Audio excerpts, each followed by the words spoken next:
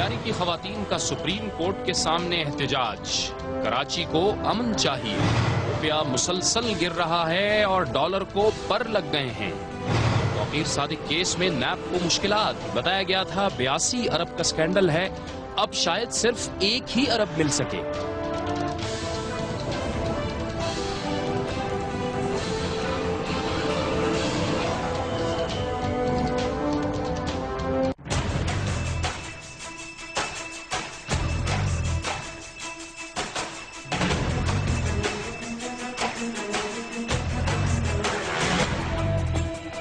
कराची में अमन व अमान की सूरत हाल दगरगू है। कभी लियारी में गैंग वॉर के हाथों अवाम परेशान, तो कभी बाकी कराची में टारगेट किलिंग और फायरिंग के वाकयात। अवाम भी परेशान और कारोबार भी मुश्किल। Human rights commission of Pakistan कहता है कि कराची में इस साल के पहले 6 माह में 1728 अफराद हलाक किए गए। साल 2013 में ही जून का महीना सबसे ज्यादा खूनी रहा, जिसमें 313 अमवात हुई। मुत्तहिदा कौमी मूवमेंट, पीपल्स पार्टी, अवामी नेशनल पार्टी, तहरीक इंसाफ, जमात इस्लामी और मुस्लिम लीग नून समेत तकरीबन तमाम ही सियासी जमातों के कारकुनों को निशाना बनाया गया। पुलिस और कानून नाफिज करने वालों के दावे तो बहुत हैं, लेकिन अमन व अमान की ये मखदूश सूरत हाल उनकी कारकर्दगी पर सवालात उठा रही है। पाकिस्तान की मईशत में रीढ़ की हड्डी की हैसियत रखने वाला पाकिस्तान का सबसे बड़ा शहर कराची बदअमनी का शिकार है और आज भी लियारी से नकल मकानी का सिलसिला जारी है। गैंग वॉर की वजह से वहां पर मौजूद रिहायशी अब तंग आ चुके हैं और आज भी ये सिलसिला नकल मकानी का ये सिलसिला जारी रहा। कैपिटल टीवी ने इस मसले को शुरू दिन से ही उठाए रखा और आज भी जो नकल मकानी हुई है उसमें मजीद 150 खानदान बदीन पहुंच गए हैं और अब मुतासरीन की तादाद बढ़कर 700 तक जा पहुंची है। इस हद तक लियारी के जो रिहायशी हैं वो तंग आ चुके हैं कि आज लियारी की रिहायशी खवातीन ने कराची की सुप्रीम कोर्ट रजिस्ट्री के सामने एक भरपूर एहतजाज किया। वो कहते हैं कि उन्हें मुसलसल धमकियां मिल रही हैं और इसके साथ ये भी कह रहे हैं कि हुकूमत उनकी पूछ नहीं रही। हुकूमत सिंध ऐसा लग रहा है कि खामोश नजर आ रही है और उनकी तरफ से जो दावे किए जा रहे हैं जमीनी हकायक इसके बिल्कुल बरअक्स हैं। कराची में अमन व अमान का क़याम इंतहाई जरूरी है। गुज़श्ता रोज भी पीपल्स पार्टी सिंध के सदर ताज हैदर ने यह कहा था, बल्कि ये इल्जाम आयद किया था कि वफाकी हुकूमत ने जो कमेटी बनाई थी लियारी के हवाले से वो कराची पहुंची और उसने कराची पहुंचकर अपनी रिपोर्ट बनाई, लेकिन हुकूमत सिंध से राब्ता नहीं किया। ताज हैदर ने यह भी कहा कि विफाकी हुकूमत को न तो साबिक वज़ीर आज़म यूसुफ रजा गिलानी के बेटे की अगवा की फिक्र है, न साबिक गवर्नर पंजाब सलमान तासीर के बेटे की अगवा की फिक्र है, बल्कि उन्हें लियारी का गम ले डूबा है। क्योंकि विफाकी हुकूमत पहले ही ये कह चुकी थी कि वो तमाम सूबों को, न सिर्फ सिंध को बल्कि तमाम सूबों को अमन व अमान कायम करने में भरपूर मुआवनत फराहम करेगी। इसके बाद जब लियारी से नकल मकानी का सिलसिला शुरू हुआ और कैपिटल टीवी ने इसकी निशानदही की तो वफाकी हुकूमत ने इसका नोटिस लिया। वज़ीर आज़म ने एक तहकीकाती कमेटी कायम की जो सिंध गई और उसने एक रिपोर्ट तैयार की जिसपे एक तरह से यह हुकूमत सिंध का ही गिला था कि उसे एतमाद में नहीं लिया गया। लेकिन इसके साथ साथ हमने देखा कि गुज़श्ता रोज human rights commission of Pakistan की एक रिपोर्ट भी सामने आई है जिसमें ये कहा गया है कि मौजूदा साल यानी 2013 के जो इब्तिदाई 6 माह थे उसमें सबसे ज्यादा हलाकतें, जो पहले ही हम आपको रिपोर्ट में बता चुके हैं, 1700 से जायद हलाकतें हुई हैं। इसके साथ साथ ये भी कहा गया है कि गुज़श्ता जून का महीना इस साल का सबसे खूनी महीना था। इसमें 313 अफराद हलाक हुए हैं। मुत्तहिदा कौमी मूवमेंट, अवामी national party, peoples party, Jamaat Islami समेत तमाम छोटी बड़ी जमातों के कारकुनों को मुसलसल निशाना बनाया गया है और ह्यूमन राइट्स कमीशन की रिपोर्ट में यह कहा गया है कि सबसे ज्यादा मुत्तहिदा कौमी मूवमेंट के 104 कारकुनों को निशाना बनाया गया है। अब सवाल यहां पर यह पैदा हो रहा है कि कराची में अमन कौन कायम करेगा और इसकी जिम्मेदारी किस पर आयद होती है। पुलिस भी मौजूद है, रेंजर्स भी मौजूद है, कानून नाफिज करने वाले इदारे भी मौजूद हैं। उनकी कारकर्दगी और उनकी इस्तेदाद कार पर भी ये सवालात उठ रहे हैं। इन्हीं मामलात पर बात करने के लिए आज हमें ज्वाइन किया है CPLC कराची के चीफ जनाब अहमद चनॉय ने, जो इस वक्त हमारे साथ कराची से मौजूद हैं। बहुत बहुत शुक्रिया अहमद चनॉय साहब।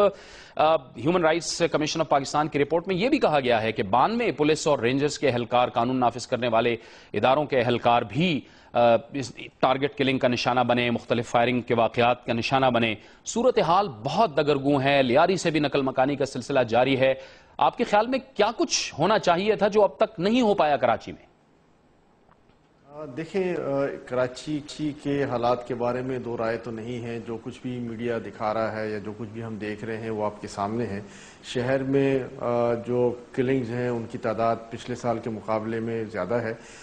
جو 1700 کا فگر ہے، ہمارے پاس جو ایگزیکٹ ایف آئی آرز کا فگر ہے وہ 1300 پلس ہے. اور باقی ظاہر ہے پہلے 6 مہینے میں 1300 پلس ہونا اور پچھلے سال 2164 کے قریب ماتیں ہونی، میں سمجھتا ہوں کہ پچھلے سال کے مقابلے میں ہمارا کرائم زیادہ ہے. اور ساتھ ہی ساتھ جو دوسرے کرائم ہیں جس میں اغوا برتاوان اور بتاخوری شامل ہے وہ بھی رائز پر ہے. دیکھیں، بات یہ ہے کہ کراچی مختلف قسم کی دہشت گردی کا شکار رہا ہے، بالخصوص سن 2012 اور 2013 میں، اور لا انفورسمنٹ ایجنسیز کے لیے ایک بڑا چیلنج ہوا ہے. آپ نے خود فگر دیے ہیں کہ 90 سے زیادہ پولیس اہلکار شہید ہوئے ہیں، اور میں سمجھتا ہوں کہ ان دہشت گردوں سے نپٹنے کے لیے پولیس اہلکاروں نے اپنی جان کی بازی بھی لگائی اور اپنی قیمتی جانیں بھی ضائع کی.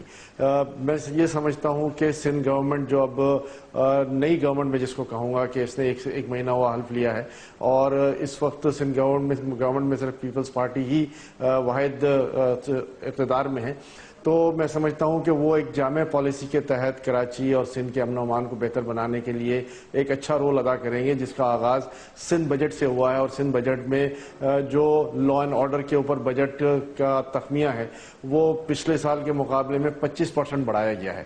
تو اس بجٹ میں اضافے کے ساتھ پولیس میں چینجز، اصلاحات اور پولیس کو ٹیکنیکلی اکوپ کرنا اور اس بات کے لیے تیار کرنا کہ ہم دہشت گردی سے نپٹیں گے، میں سمجھتا ہوں یہ ایک پازیٹیو اقدام ہے اور آنے والا وقت جو ہے وہ اس میں بہتر نتائج دے سکے گا. اچھا، لیکن یقینی طور پر احمد چنائے صاحب سوالات تو اٹھیں گے پولیس اور قانون نافذ کرنے والے اداروں کی استعداد کار کے حوالے سے. اس میں تو کوئی شک نہیں کہ کراچی شہر ایک بہت بڑا شہر ہے. کچھ اطلاعات ایسی بھی ہیں کہ پولیس جو ہے وہ خود بھی آپس میں دو گروپوں میں بٹی ہوئی ہے. اس میں کوئی شک نہیں کہ انہوں نے قربانیاں بھی دی ہیں، لیکن وہاں جو پولیس ہے وہ بھی دو گروپوں میں بٹی ہوئی ہے اور وہ ایک دوسرے کے خلاف کیسز بھی کیے ہوئے ہیں اور ایک دوسرے کے خلاف ایک طرح سے اطلاعات یہ ہیں کہ کہا جا رہا ہے کہ پراکسی وار بھی ہے. دیکھیں، ایسی بات نہیں ہے. پولیس کا اولین کام یہ ہے کہ لا اینڈ آرڈر کو مینٹین کرنا، اور 100 کے قریب جانیں جو ہے دینا، وہ اس بات کا ثبوت ہے کہ پولیس کا بھی انٹرسٹ ہے کہ لا اینڈ آرڈر کو مینٹین کرے اور ان کی اپنی ول بھی ہے. بات صرف یہ ہے کہ کراچی کی 2.5 کروڑ کی آبادی اور اس کے بعد اس 2.5 کروڑ کی آبادی کے ساتھ 3664 اسکوائر کلومیٹر کا ایریا اور صرف 29,000 کی پولیس فورس، جس میں جو تھانے کی فورس ہے وہ صرف 5 سے 6,000 کے قریب بنتی ہے، جو پریکٹیکلی سڑکوں میں موجود ہوتی ہے. تو میرا یہ سوال یہاں آپ لوگوں سے بھی ہے کہ کیا اس فورس کے ساتھ اتنے بڑے شہر کو اور اتنے بڑے علاقے کو مینڈ کرنا کیا کوئی آسان کام نہیں ہے؟ اور اس کے لیے نہ صرف پولیس کی نفری کو بڑھانا بلکہ اس کو ٹیکنیکلی اکوپ کرنا جو ہے وہ میرا خیال ہے ہماری اولین ترجیح ہونی چاہیے. پولیٹیکل ول اپنی جگہ پر، پولیس کی ول بھی ہے، ایڈمنسٹریشن کی ول بھی ہے، صرف چیزوں کو یکجا کر کے اس کو بہتر انداز میں چلانے کی ضرورت ہے. اور میں سمجھتا ہوں کہ بہتر مینجمنٹ اور ایڈمنسٹریشن کے ساتھ حالات اور وقت کو جو ہے وہ قابو میں کیا جا سکتا ہے. کراچی کی صورتحال پہ بات کرتے ہیں احمد چنائے صاحب، لیکن ایک بریک کا وقت ہو گیا. ایک بریک لیتے ہیں اور بریک کے بعد آپ سے گفتگو کے سلسلے کو آگے بڑھائیں گے.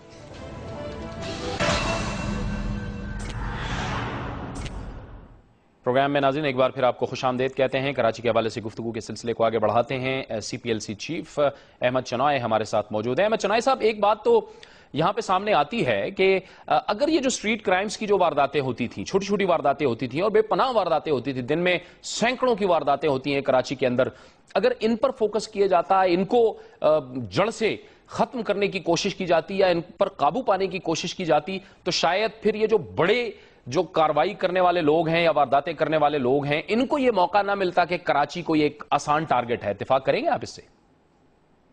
دیکھیے، بات آپ کی کسی حد تک بالکل صحیح ہے. شہر میں ہمارے جو اسٹریٹ کرائمز ہیں وہ بتدریج بڑھ رہے ہیں اور روزانہ اس کی تعداد میں اضافہ ہوتا جا رہا ہے. اسٹریٹ کرائمز میں موبائل چھیننا اور چھوٹی موٹی چھیننے کی واقعات جو ہے وہ اس میں روز بروز اضافہ بھی ہو رہا ہے. اسی طرح موٹر سائیکلز کی ہم شرح دیکھیں تو موٹر سائیکلز کی شرح روزانہ 60 کے قریب موٹر سائیکل کراچی میں چھینی جاتی ہیں، چوری ہوتی ہیں. سارے کرائم آن دا رائز ہیں، اس کو جڑ سے ختم کرنے والی بات ہے. لیکن ایک سب سے بڑی بات یہ بھی ہے کہ کراچی جو دنیا کا سستا ترین شہر کہلاتا ہے، ظاہر ہے پورے ملک کے کرمنلز کی توجہ جو ہے وہ اس شہر کی طرف ہوتی ہے کہ اس شہر کی طرف جائیں، اور یہ سافٹ ٹارگٹ ہے. یہاں بہت سارے لوگ جو ہیں وہ صاحب استطاعت لوگ رہتے ہیں، اور کراچی کے لوگ میں سمجھتا ہوں ایک کاروباری طبیعت کے لوگ ہیں اور وہ اس بات کی پرواہ نہیں کرتے کہ چھوٹی موٹی چیزیں انہیں ڈسٹرب کریں، بلکہ وہ یہ چاہتے ہیں کہ اپنے کاروبار کو جاری رکھیں۔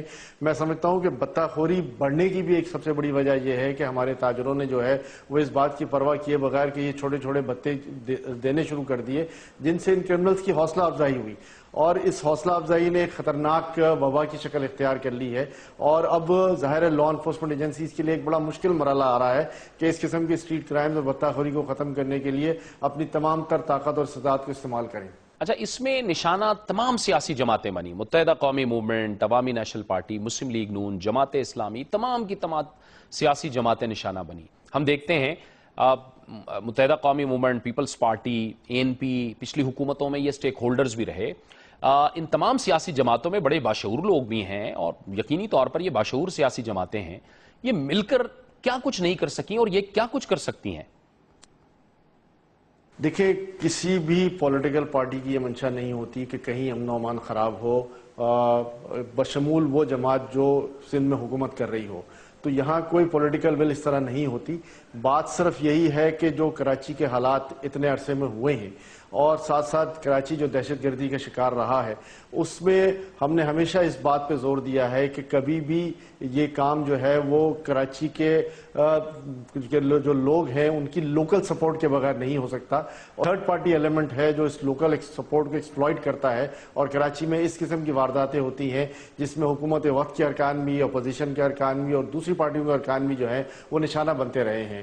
ضرورت اس بات کی ہے کہ ہمارا جو لوکل نیٹ ورک ہے CID کا، اس کو ہم مزید سٹرینگتھن کریں، اور جتنا ہم اس کو سٹرینگتھن کریں گے، جہاں گلی گلی محلے محلے کی اطلاع جو ہے وہ ہماری لا انفورسرز کو ہوگی، ہم سمجھتے ہیں ہم پری ایمپٹیو میجرز کے تحت اس دہشت گردی کو روک سکیں گے اور کراچی کے حالات کو جو ہے وہ بہتر سر بنا سکیں گے۔ جناب صاحب، یہ پہلے استعداد کار کی میں نے بات پولیس کی یا قانون نافذ کرنے والے اداروں کی اس لیے کی تھی کہ ہم دیکھ رہے ہیں کہ گزشتہ جو ہفتہ چلا ہے اس میں 7 سے 8 جو خطرناک ملزم تھے وہ حراست سے ہی فرار ہو گئے تھے۔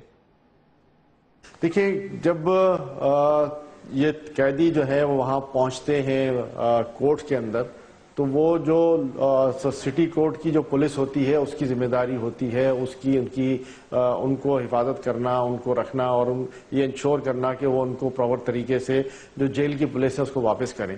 یہاں ناکامی میں سمجھتا ہوں کورٹ پولیس کی ہے کہ کورٹ پولیس نے وہ منصوبہ بندی نہیں کی ہوئی یا وہ راستے مینڈ کے نہیں کیے ہوئے کہ جس کے تحت یہ قیدی جو ہے وہاں سے فرار ہو رہے ہیں۔ سٹی کورٹ کی جو سیکیورٹی ہے اس کو مزید سٹرینگتھن کرنے کی ضرورت ہے جہاں یہ دہشت گرد لائے جاتے ہیں یا دوسری عدالتوں میں جہاں لائے جاتے ہیں، اور اس سلسلے میں پچھلے 2 ہفتے میں سندھ کے چیف جسٹس صاحب نے 2 دفعہ میٹنگ کی اور اس پوری لا اینڈ آرڈر سچویشن کو ریویو کیا، اور میں سمجھتا ہوں کہ ان سارے نظام کو جو ہے کہ جہاں اس قسم کے بڑے بڑے دہشت گرد لائے جاتے ہیں ٹرائل کے لیے، ان کو جو ہے وہ پراپرلی مینڈ کرنا، ان کا یہ خیال کرنا کہ وہ پولیس کی حراست سے فرار نہ ہو جائے، اور اس کے لیے تمام سیکیورٹی کے اقدام جو ہے وہ لینے کی بے حد ضرورت ہے، اور میں سمجھتا ہوں کہ اس کی تمام تر ذمہ داری جو ہے وہ کورٹ پولیس پر عائد ہوتی ہے۔ ایک اور جو اہم نقطہ ہے، آخری نقطہ میں آپ سے پوچھنا چاہ رہا ہوں کہ وفاقی حکومت نے گورنرز کی تبدیلی کا فیصلہ کر لیا ہے، تو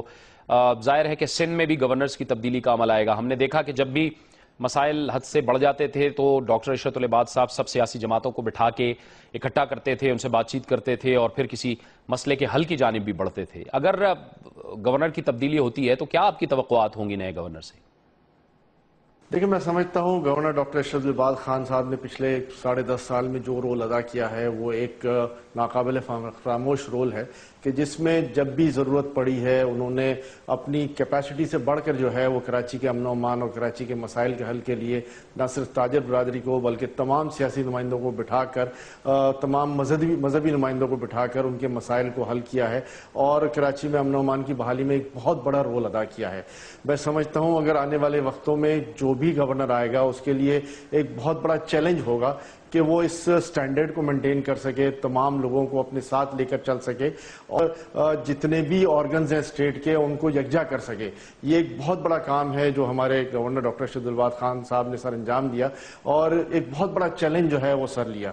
میں سمجھتا ہوں کہ اس وقت جب کہ سندھ کی یہ حالت ہے، کراچی کی لا اینڈ آرڈر کی صورتحال اتنی تسلی بخش نہیں ہے، اس میں بہت سوچ سمجھ کے ایک فیصلہ ہوگا کہ جس میں کراچی کے امن و امان کو جو ہے ہے وہ نہ صرف بحال رکھنا بلکہ سندھ کو یکجا طور پر چلانے کے لیے اقدامات کرنے کی بات. بہت بہت شکریہ احمد چنائے صاحب، آپ ہمیں جوائن کر رہے تھے اس پروگرام میں، اور ہمیں جوائن کیا ہے متحدہ قومی موومنٹ کے رکن قومی اسمبلی جناب ریحان ہاشمی نے، کیونکہ جو ہیومن رائٹس کمیشن پاکستان کی رپورٹ آئی ہے اس میں یہ بتایا گیا ہے کہ سب سے زیادہ متحدہ قومی موومنٹ کے کارکنوں کو نشانہ بنایا گیا ہے. ریحان ہاشمی صاحب، آپ کو خوش آمدید کہتے ہیں اپنے پروگرام میں.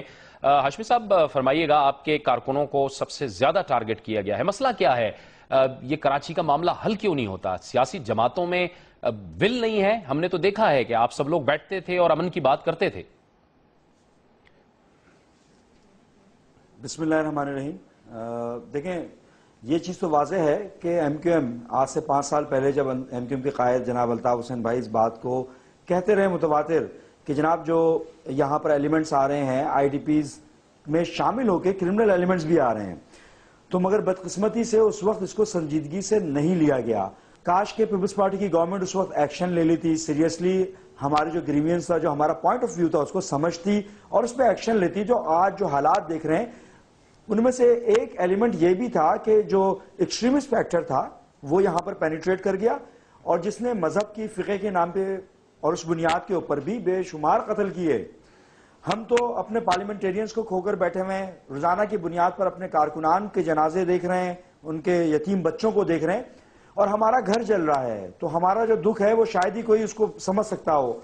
پھر اسی طرح ہوا یہ کہ جب کرمنلز کو پیٹرنائز کیا جا رہا تھا اس وقت بھی اور ابھی بھی ہم کہتے رہے کہ جناب کرمنلز کو پیٹرنائز نہ کریں، خدارہ ان کو اسلحہ نہ بانٹیں، ان کو پرموٹ نہ کریں. اور آج آپ دیکھ رہے ہیں کہ جو ماس مائگریشن ہو رہی ہے، مساجد سے اعلانات ہو رہے ہیں کہ کچھی برادری اور اردو بولنے والے فوری طور پہ یہاں سے چلے جائیں ورنہ اپنی جان، ان کی جان محفوظ نہیں ہے. اور اس بنیاد کے اوپر اتنی مائگریشن ہو رہی ہے. ہم نے اپنی کیپیسٹی سے بڑھ کر جو ہم کر سکتے تھے کہ امدادی ٹرک ان کے لیے روانہ کیے، 1200 افراد کا طبی معائنہ کروایا، اور دیگر چیزیں جو بھی ہماری کیپیسٹی میں وہ ہم کر رہے ہیں. مگر المیہ یہ ہے کہ جن لوگوں کے ہاتھ میں انتظام اور انصرام ہے اس گورنمنٹ کا، سندھ گورنمنٹ کا، ان کو چاہیے کہ وہ پرموٹ نہ کریں، ان کے خلاف، کرمنلز کے خلاف ایکشن لیں. یا تو انہوں نے پولیٹیکل وکٹمائز کرنے کے لیے دہشت گردوں کے چھتوں کو ہم پہ مسلط کر دیا ہے، اور دوسری طرف کہ لا انفورسمنٹ کا کام ہے کہ وہ امن و امان قائم رکھیں، لوگوں کو تحفظ فراہم کریں. الٹا یہ ہو رہا ہے کہ ایم کیو ایم کے ہی کارکنان کو اریسٹ کیا جا رہا ہے. آپ نے دیکھا کہ مسنگ پرسنز بھی رہے لوگ، ہمارے جو کارکنان ہیں، ہمدرد ہیں، ابھی تک غائب ہیں، ماورائے عدالت قتل بھی ہوئے، اور ابھی تک ہم بھگت تمام چیزوں کو. مجھے نہیں معلوم کہ یہ سلوک کیوں روا رکھا جا رہا ہے اور اس کے بنیادی مقاصد کیا ہیں، کیا اس کے محرکات ہیں، یہ کیوں ایسا کر رہے ہیں، اور کیا یہ بلوچستان جیسی خدا نہ خاصہ صورتحال کراچی میں پیدا کرنا چاہ رہے ہیں؟ اچھا ریحان صاحب، میں آپ سے ابھی میں سن رہا تھا، جی میں آپ سے گفتگو کر رہا ہوں، لیکن ایک بریک کا وقت ہو گیا ہے. اس گفتگو کو بریک کے بعد آگے بڑھائیں گے. بریک لیتے ہیں اور بریک کے بعد پروگرام کے سلسلے کو آگے بڑھائیں گے.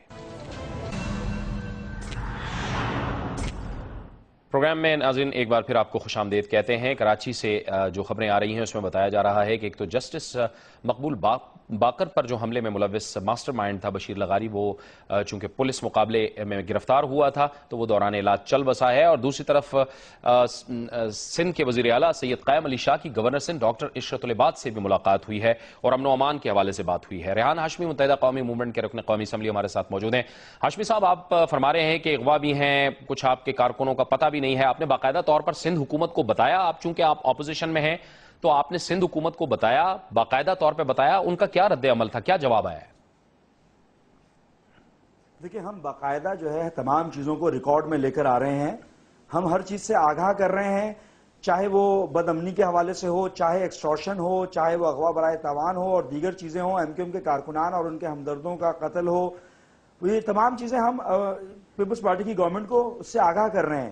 مگر اس کے اوپر پیپلز پارٹی کی گورنمنٹ اس کے اوپر کوئی ایسا ایکشن نہیں لے رہی جس سے داد رسی نظر آئے. تو ہم تو مایوس ہو چکے ہیں پیپلز پارٹی کی گورنمنٹ سے کہ جن کے ہاتھ میں نظام تھا، جن کے ہاتھ میں اس بات کی جس کی کیپیسٹی ہے نا ان کے پاس، وہ کر سکتے ہیں، مگر انہوں نے ایسا نہیں کیا بلکہ وہ پرموٹ کرتے رہے. آپ نے دیکھا گزشتہ ادوار میں بھی جب وہ کرمنل ایلیمنٹس کے ساتھ انٹریکشن بڑھا رہے ہیں تو اس کی کس بات کا ثبوت ہے؟ میں احمد چنائے صاحب کے حوالے سے بھی بات کروں، ابھی انہوں نے بات کی ہے. انہوں نے کہا کہ جناب ملک بھر سے جو کرمنل ایلیمنٹس ہیں وہ کراچی کا رخ کرتے ہیں کیونکہ یہاں پر بزنس ایکٹیویٹیز اور ویلتھ کے حوالے سے زیادہ مطلب ویلدی ہے. تو اس سے بات کم سے کم یہ بات تو ثابت ہوتی ہے کہ یہاں پر عمومی طور پہ کرمنل ایکٹیویٹیز کرنے والے جو ایلیمنٹس ہیں وہ بھی، اور بدقسمتی سے جو لا اینڈ آرڈر سچویشن کو بحال کرنا جن کی ذمہ داری ہے وہ بھی، یہ دونوں نان پرماننٹ ریزیڈنٹس ہیں. دوسری چیز یہ کہ سی پی ایل سی کے پاس ایسے نظام موجود ہیں جو کہ محلہ کمیٹیوں کا قیام، کیونکہ اگر پولیس کو دیکھا جائے پولیس کے پاس ایسی نفری موجود نہیں ہے جو کہ پینیٹریٹ کر سکے اور بہتر طریقے سے کارکردگی کا مظاہرہ کر سکے. تو وہ چوکیداری نظام کے حوالے سے بھی کچھ پولیٹیکل پارٹیز اس کے خلاف ہیں. حالانکہ سی پی ایل سی اس کو انڈورس کرتی ہے کہ آپ کم سے کم محلے والے اہل محلہ ان کا حق ہے کہ وہ اپنے لیے بندوبست کریں، چوکیدار کو تو کم سے کم ڈپلوائے کر سکیں. لیکن اس میں ہاشمی صاحب یہ ایک مسئلہ ہے نا کہ پولیٹیکل پارٹیز ہیں، شاید ان کا موقف یہ اس سے پھر ایک نیا ایک متوازی نظام کھڑا ہو جاتا ہے جو کہ پھر ظاہر ہے کہ جو آلریڈی موجود ایک نظام ہے اس کے لیے خطرات پیدا ہوتے ہیں. دیکھیں چوکیداری سسٹم کیا ہے، مگر میں فرض کریں کہ میں ڈرائیور رکھتا ہوں اپنے لیے، اپنے گھر کے باہر چوکیدار بیٹھاتا ہوں تو کسی کو کیا اعتراض ہے، مگر کچھ پولیٹیکل پارٹیز اس پہ اعتراضات بھی کر رہی ہیں. تو اس سے یہ بات تو کم سے کم ثابت ہوتی ہے یا تو ان کا نیکسس ہے کرمنل ایلیمنٹس کے ساتھ کہ یہاں پر کراچی کے شہریوں کو بے یار و مددگار چھوڑا جائے، درندوں کے سامنے، آدم خوروں کے سامنے جو کہ 5-5 ہزار روپے پہ انسان کی جان لیتے ہیں، جبکہ ان کو اس بات کا بھی علم ہے کہ ان کی بھی جان جائے گی. تو یہ آدم خوری نہیں تو کیا ہے کہ ایک انسان کی جان لی جا رہی ہے. دوسری بات میں یہ بھی عرض کر دوں کہ آپ نے دیکھا کہ ہم نے گزشتہ ادوار میں بھی یہ کہا کہ آئی ڈی پیز کے ساتھ یہاں پر جو لوگ آ رہے ہیں ان کو رجسٹر کریں، رجسٹر نہیں کیا جا رہا. لا انفورسمنٹ ایجنسی کا کام تھا کہ بہتر طریقے سے اپنی کارکردگی شو کرتے، وہ بھی نہیں ہوا. پھر یہ جو ابھی موجودہ حالات ہیں، پیپلز پارٹی کی گورنمنٹ کا کام تھا کہ وہ اس کے خلاف ایکشن لے، یہ بھی نہیں ہوا. اب ہمیں عوام کو بے یار و مددگار جب چھوڑ دیا گیا ہے، اور ایک اور چیز میں ایڈ کرتا چلوں کہ یہاں پر ایسے نامساعد حالات پیدا کیے جا رہے ہیں، پانی کی فراہمی میں مسئلہ، بجلی کے حوالے سے مسئلہ، ایسے مسائل کراچی میں پیدا کیے جا رہے ہیں کہ انارکی اور کیاس لائک سچویشن ایمرج ہو کر آئے. بزنس ایکٹیویٹی کرنے والا کوئی شخص بزنس نہیں کر سکتا، کبھی اس کے پاس ایکسٹورشن کی پرچی آتی ہے، کبھی اس کو اپنے جان مال کا فکر ہوتا ہے. یہ اس طرح کے معاملات ہیں جس کے اوپر سندھ گورنمنٹ کو بڑی سنجیدگی سے فوری طور پہ ایکشن لینا چاہیے، مگر ان کے عمل سے اور کردار سے ایسا نہیں لگ رہا. لیکن اس میں ہاشمی صاحب کس کا انٹرسٹ ہو سکتا ہے؟ اس طرح کے حالات پیدا کیے جا رہے ہیں، اس میں کس کا انٹرسٹ ہو سکتا ہے؟ آپ کو تو ظاہر ہے، میں تو یہ نہیں کہوں گا کہ اس میں حکومت کا انٹرسٹ ہے. ایسی بات میں حکومت تو خود بھی چاہے گی کہ وہ امن لائے. آپ پہلے بھی حکومت کے ساتھ رہے ہیں اور اسی پیپلز پارٹی کے ساتھ رہے ہیں، اب آپ اپوزیشن میں ہیں. اب آپ اپنے کردار کو کس طرح سے ڈیفائن کریں گے؟ کس طرح سے کراچی میں امن لانے کے لیے اپنا کردار ادا کریں گے؟ دیکھیں، ہم ایم کیو ایم کوئی فورس تو ہے نہیں کہ وہ ریٹیلیٹ کرے یا ریئیکشن دے ان مطلب گروہوں کے خلاف جن کے پاس ہیوی اکوپمنٹس ہیں، ہیوی ویپنز ہیں. ہماری کیپیسٹی نہیں ہے، نہ ہمارے پاس کوئی اس طرح کا مواد موجود ہے. ہم جمہوری قوت ہے، ہم جمہوری انداز سے اپنا احتجاج ریکارڈ کرا رہے ہیں، تمام چیزوں کو ریکارڈ پر لے کر آ رہے ہیں. آپ دیکھیں کہ گزشتہ ٹینیور میں بھی جو موجود ہو سکتا تھا ہم سے، جو ہم کر سکتے تھے، ڈی ویپنائزیشن کا بل ہو. الطاف حسین بھائی نے یہاں تک کہا کہ جناب آپ نیشنل کاؤنٹر ٹیررزم پالیسی لے کر آئیں. یہ پہلے ہم نے کہا تھا. الطاف حسین بھائی نے اس میں یہ کہا کہ جناب آپ ایسی پالیسی لے کر آئیں نیشنل کاؤنٹر ٹیررزم جس میں آپ تذکرہ کر رہے ہوں ان ریہیبلیٹیشن کے حوالے سے کہ وہ نوجوان جو کہ کرمنل ایکٹیویٹیز میں یا ٹیررسٹ یا ایکسٹریمسٹ ایکٹیویٹیز میں آگے ہوں، وہ ان کو ریہیبلیٹیٹ کیا جائے، ان کو کاؤنسلنگ پرووائڈ کی جائے. مگر انفارچونیٹلی اس کے اوپر کچھ بھی نہیں ہو سکا. یہ ذہن میں رکھیے گا کہ کراچی میں بے شمار فیکٹرز ہیں، اس میں فقہی بنیادوں پہ بھی ہو رہا ہے، لسانی بنیادوں پہ بھی ہو رہا ہے، اس میں جو کرمنل ایلیمنٹس ہیں وہ بھی کر رہے ہیں تمام ایکٹیویٹیز. لیکن وہ تمام چیزیں جو نقصان پہنچا رہی ہیں وہ کراچی کے شہریوں کو پہنچا رہی ہیں، کراچی کے لوگوں کو پہنچا رہی ہیں. اور یقیناً اگر کراچی ڈسٹرب ہوتا ہے تو پورا ملک ڈسٹرب ہوتا ہے.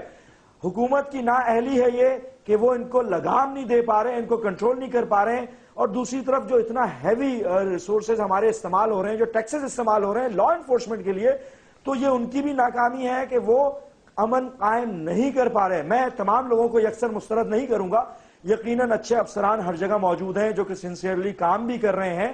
مگر دیکھیں، رزلٹ نہیں آتا تو ہمارا حق ہے کہ ہم احتجاج کریں.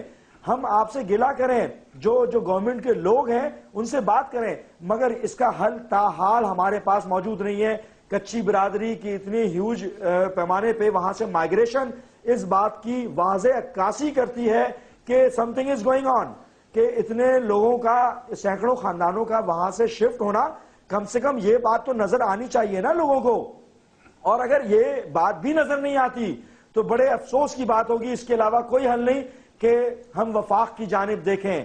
ہم وفاق سے ہی گزارش کریں کہ خدارہ آپ آئیں یہاں پر لوگوں کو تحفظ فراہم کریں، حالانکہ یہ پروونشل سبجیکٹ ہے پیورلی، مگر وفاق کو انوالو ہونا پڑے گا، اور وہ پارٹیز جو کہ کرمنل ایلیمنٹس کو سپورٹ کر رہی ہیں، پیٹرنائز کر رہی ہیں، ان کے جو کمین گاہیں ہیں وہاں پر لا انفورسمنٹ ایجنسیز کو جانے نہیں دے رہی ہیں، اور لا انفورسمنٹ اگر جاتی ہے تو وہاں سے ریٹریٹ کروایا جاتا ہے۔ یا تو یہ وجہ ہے کہ وہاں سے ہیوی ویپنز یوز ہوتے ہیں، یا یہ وجہ ہے کہ پولیٹیکل ول نہیں ہے۔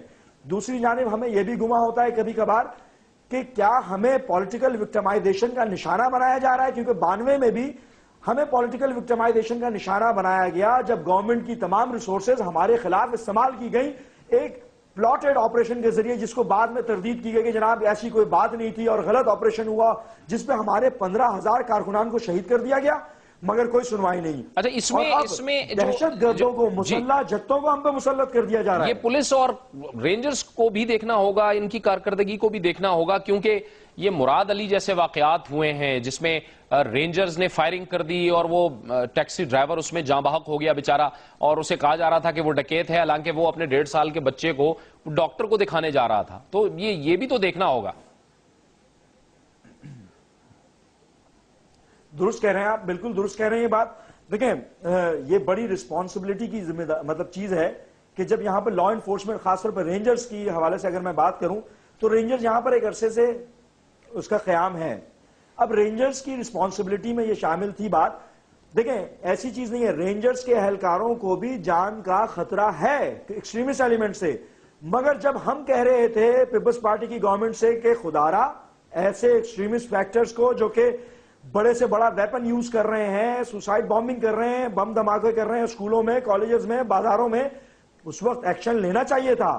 رینجرز کے اہلکاروں کو بھی جان کا خطرہ ہے، مگر یہ اس طرح کا ریپڈ ری ایکشن، اور یہ یقینی طور پہ اس بات کی عکاسی کرتا ہے کہ یا تو وہ ذہنی طور پہ اکوپڈ نہیں ہے کہ کس کے خلاف ایکشن لینا ہے، کب لینا ہے، کیسے لینا ہے، یا تو ان کے مطلب یہ میں تو یہ سمجھتا ہوں کسی چند ایک فرد واحد کی وجہ سے یہ ڈی فیم کرنے والی بات ہوئی نا، یہ کوشچن مارک ارائز کر رہا ہے رینجرز کی کارکردگی پہ۔ لیکن ہم ابھی بھی اس بات پہ کا گما کرتے ہیں کہ رینجرز موجود ہے اور رینجرز اپنی کارکردگی ثابت کرے گی، کیونکہ رینجرز کے اہلکار بھی اس دہشت گردی کا شکار ہوئے ہیں۔ اس جو گینگز کے حوالے سے یا ایکسٹورشن مافیا کے حوالے سے رینجرز کے اہلکار کیا اس دہشت گردی کا شکار نہیں ہوئے؟ تو رینجرز کے افسران کو بھی پتا ہے۔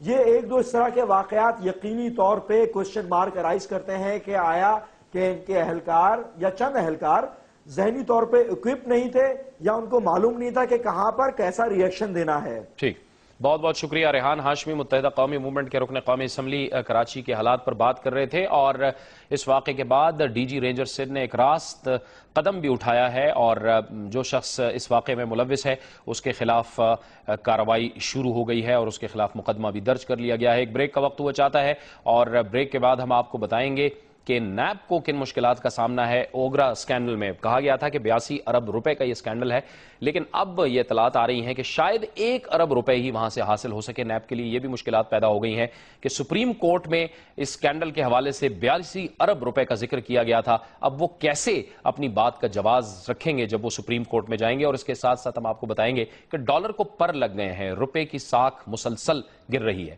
ایک بریک کے بعد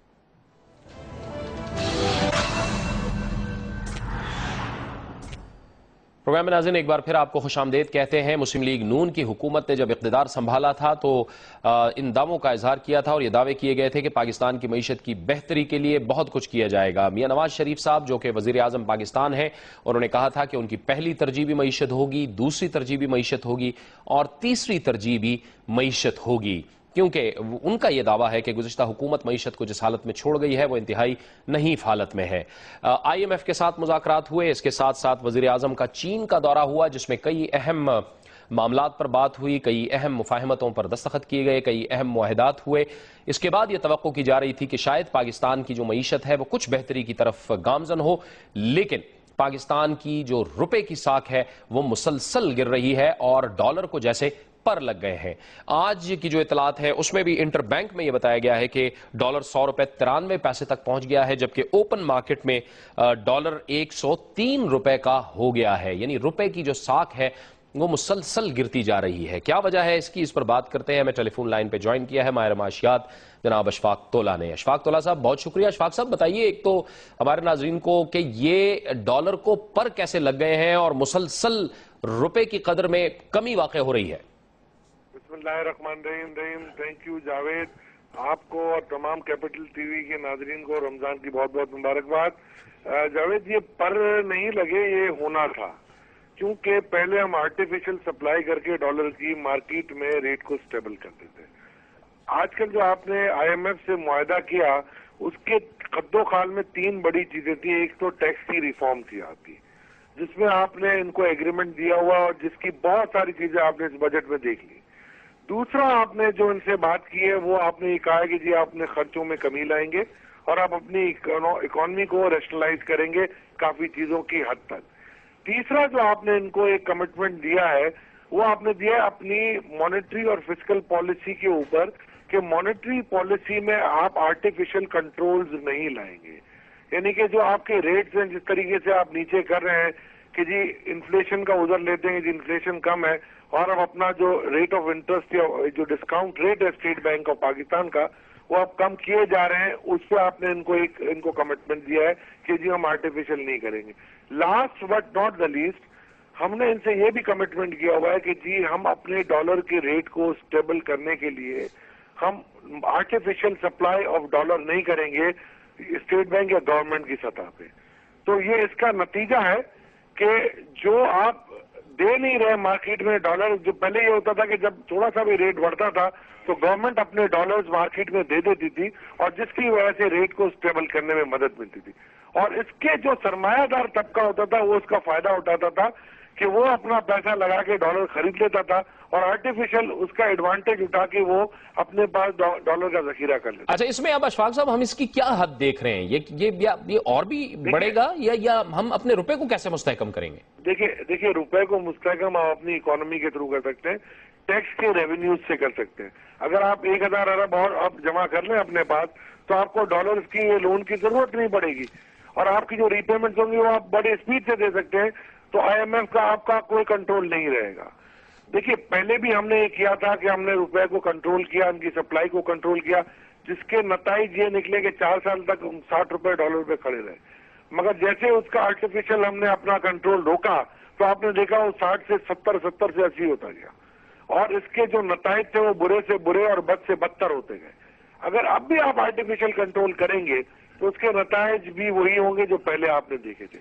اس کا طریقہ کار یہ ہونا چاہیے کہ گورنمنٹ کو انسینٹو دینا پڑے گا لوگوں کو کہ وہ کسی بھی طریقے سے اپنے ڈالر گورنمنٹ کی اسکیموں کے تحت لے کے آئیں۔ دوسرا جو سب سے بڑا آپ کو جو کرنا پڑے گا کام، وہ آپ کے جو سوئس بینکوں میں جو پیسے پڑے ہوئے ہیں جو 190 بلین ڈالر تک ہو چکے ہیں، 500 بلین ڈالر سے 250 ہوئے اور 250 سے 190 پہ آ گئے۔